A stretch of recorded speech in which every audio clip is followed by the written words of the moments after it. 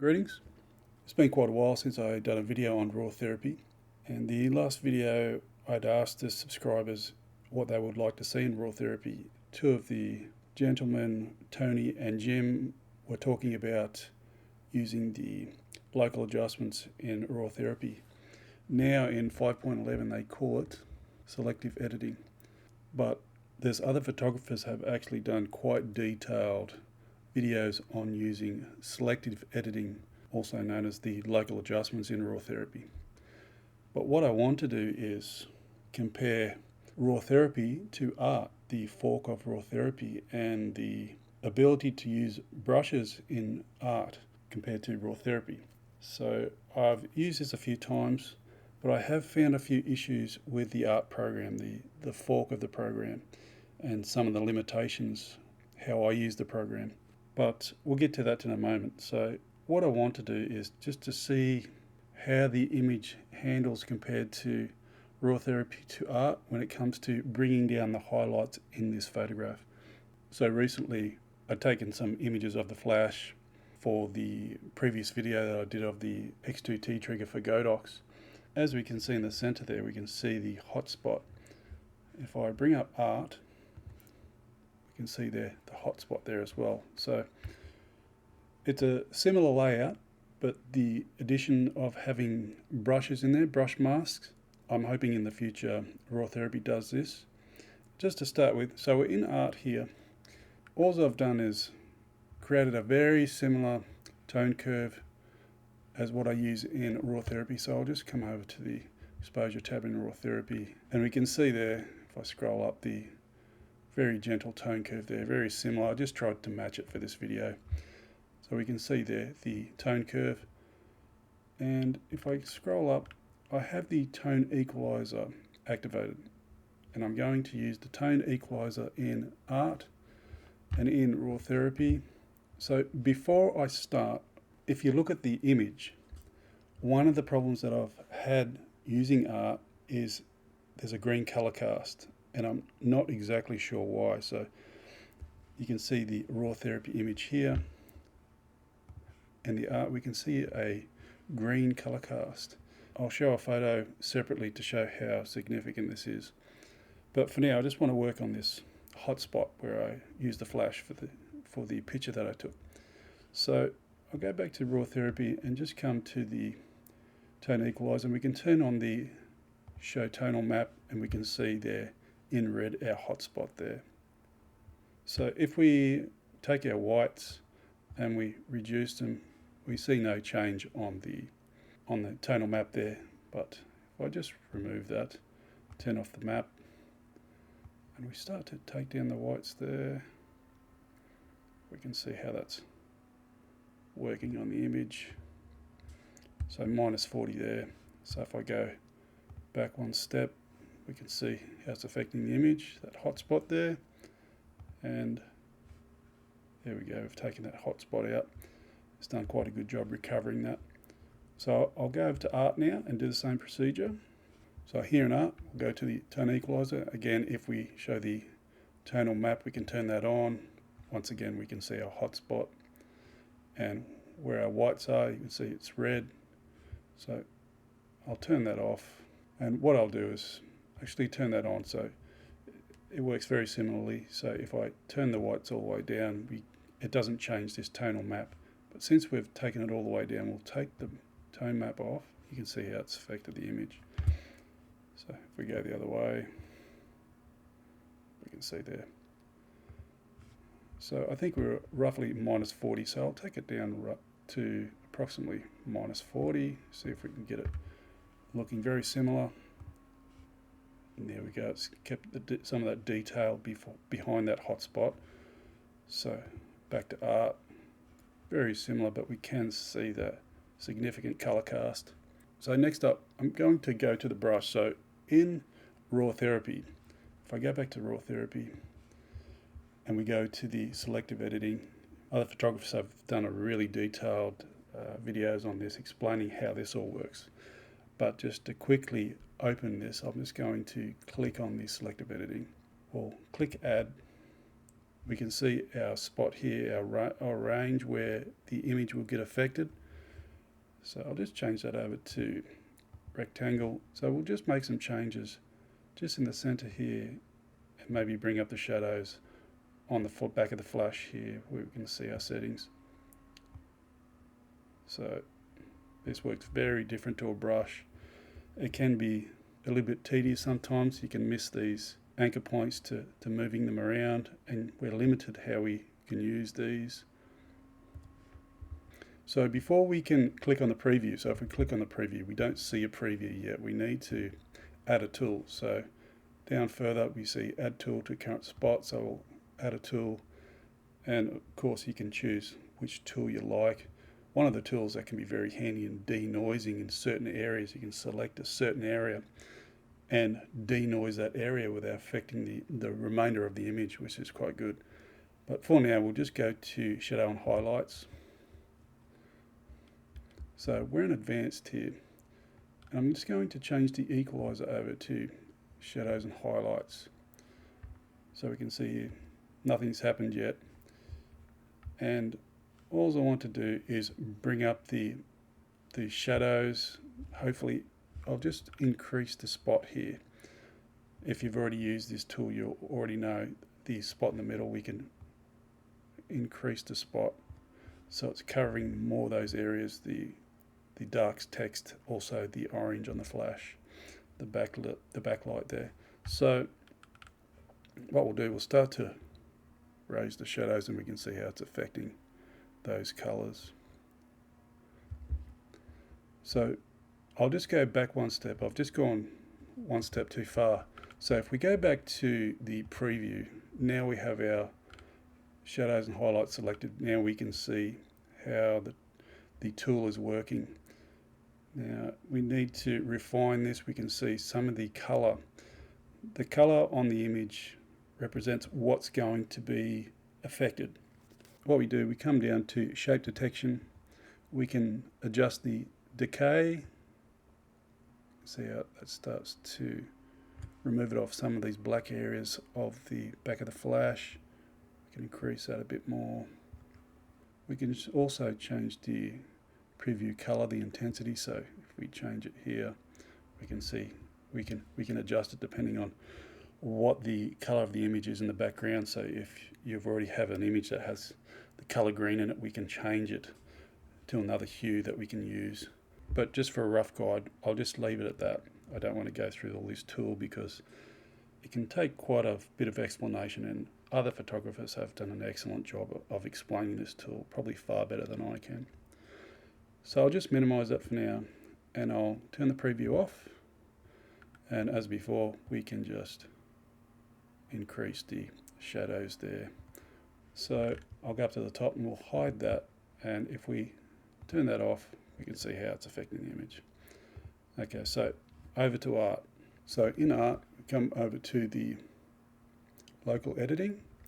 We can see our mask correction. I have it open. We'll activate that. And here we have our hue shift, our input for our saturation, our output, our highlights, shadows, midtones. So here we have a few tools like the color similarity. I've used that quite a few times now, but I'll just use the brush mask. We'll open that and we'll try and affect the similar area. So here we have the radius, the opacity. We have the option to feather it here. In the similarity mask, we don't have the option to feather the edges, but in the brush tool we do. So here on the brush settings, we can select the brush, and now we have our brush visible.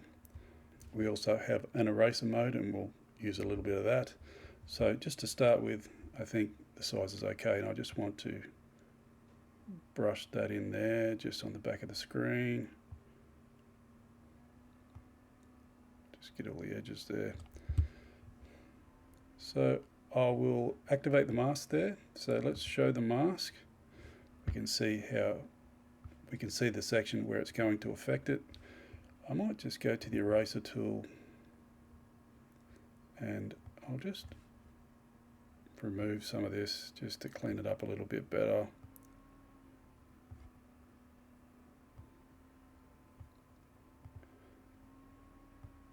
So having a brush tool is very handy. So I'll leave it there, and what we'll do is we'll feather the edges there. We can see there how it's really starting to clean up nicely now. Might just drop the opacity a little bit.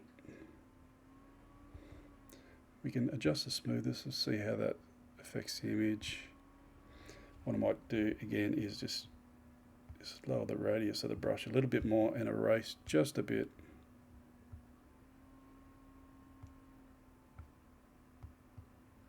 Try and clean this up just a little bit more.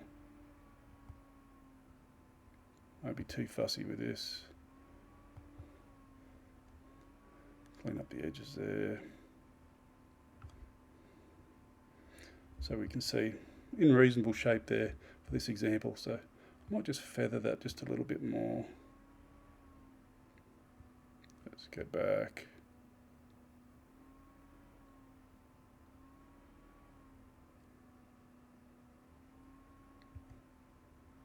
Let's increase that smoothness again. For now, that will do, just for this adjustment. So we'll turn off the mask.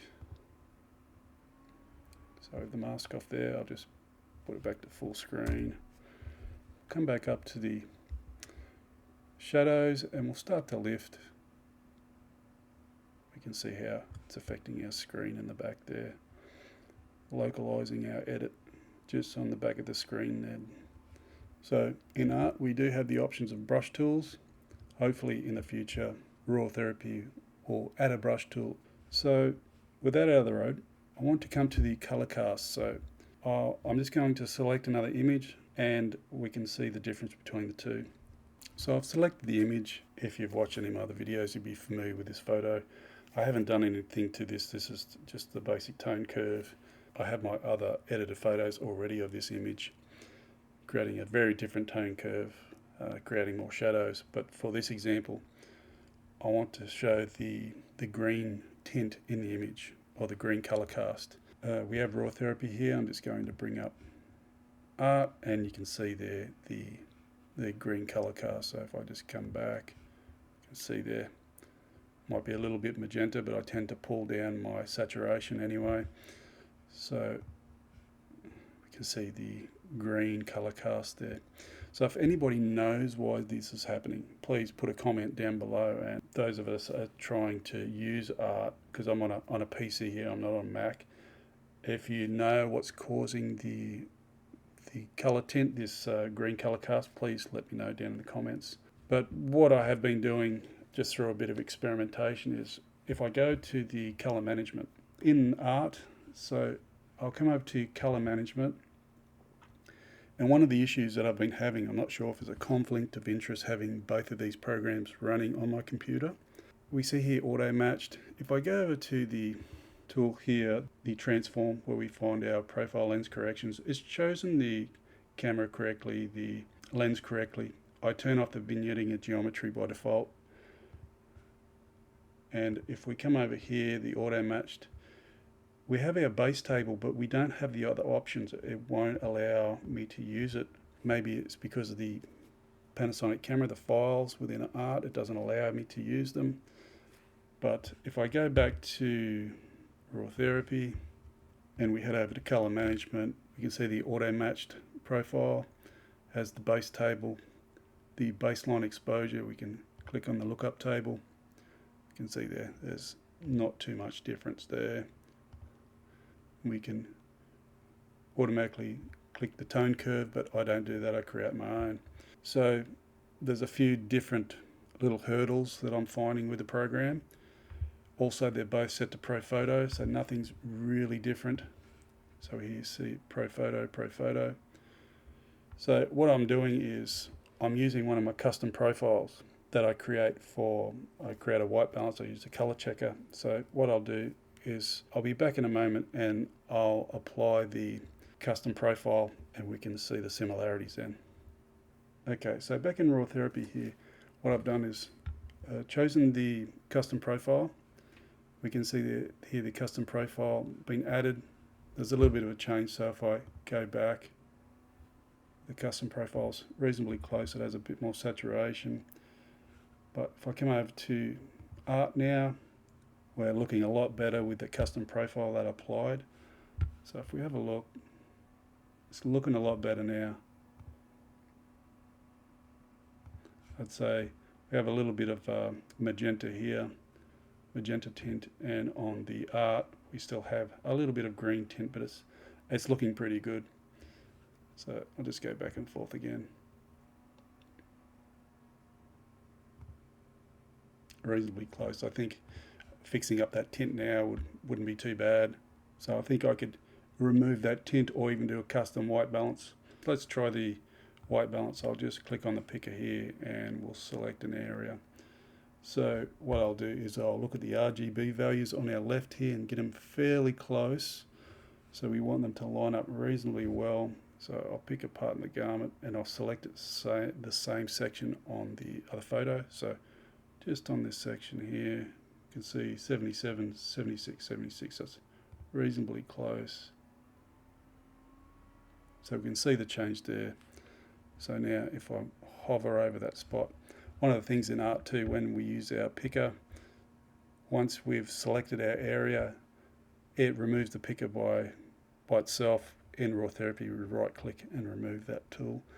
We can see there, right on that section, now we're on 74 on the RGB values. If I hover over that, if we look, we've got 72, 72, 72. So if I go back to Rawtherapee, we go to white balance, I'll go to the same area. See there, to change the white balance, very minimal.